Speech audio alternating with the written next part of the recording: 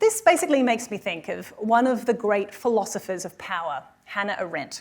I had the great privilege of visiting her personal archives recently, and it included all of her handwritten manuscripts, and you can see all of the scrawls with her notes and edits. This is an example of it right here.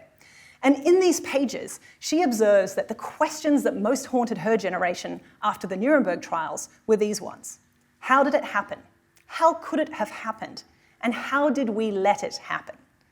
She observed that the only thing that held back the totalitarians of the 20th century was that their technology sucked. They had things like lie detectors that were slow and basically useless most of the time. And then back in 1968, she eerily predicts something very, very similar to the policing systems and border control systems that I've shown you tonight.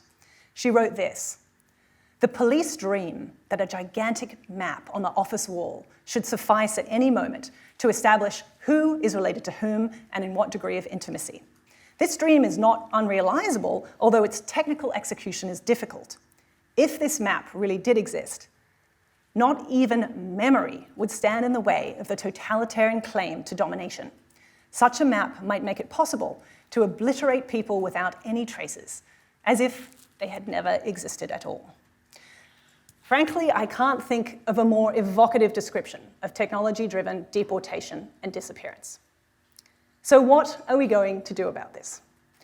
Well, I think AI may present some very real social challenges, but scientific communities like the one in this room have faced these challenges before.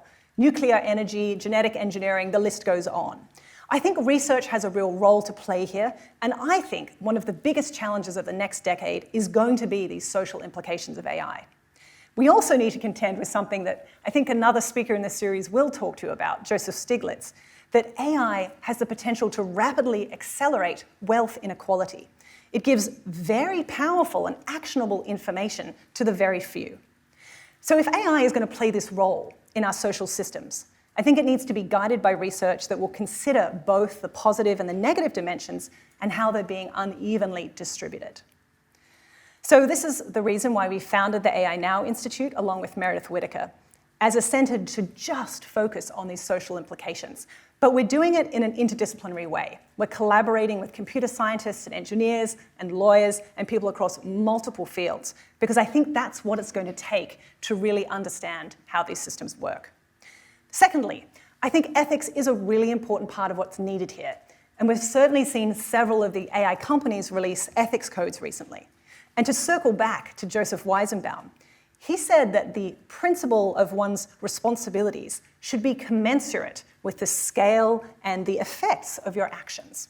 That means that, in his words, engineers have far greater responsibility than ordinary individuals because their work extends not just to millions of people today, but also to future generations.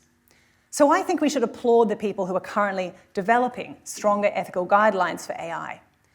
But I also want to caution tonight that ethics can very easily be captured by a set of well-meaning but ultimately ineffective phrases unless they're secured to clear and publicly accountable forms of governance.